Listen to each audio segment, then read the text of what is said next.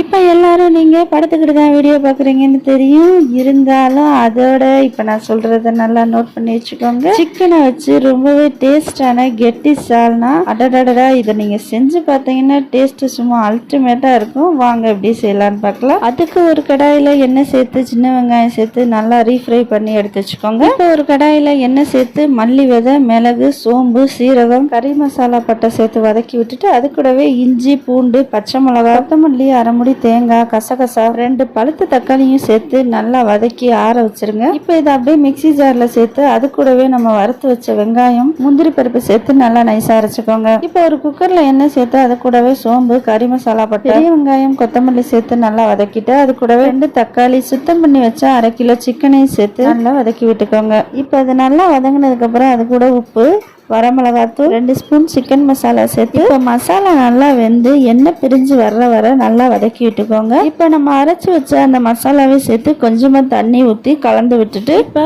குக்கரை மூடி 1-2 விசில் வச்சுக்கோங்க. கடைசியாக ஓப்பன் பேனில் எண்ணெய் பிரிஞ்சு வர வச்சிங்கன்னா அருமையான கெட்டி சால்னா நமக்கு தயாராகிடுச்சு. கண்டிப்பாக இதை வீட்டில் ட்ரை பண்ணி பாருங்கள். தமிழச்சி யூடியூப் சேனலை சப்ஸ்கிரைப் பண்ணி வச்சுக்கோங்க.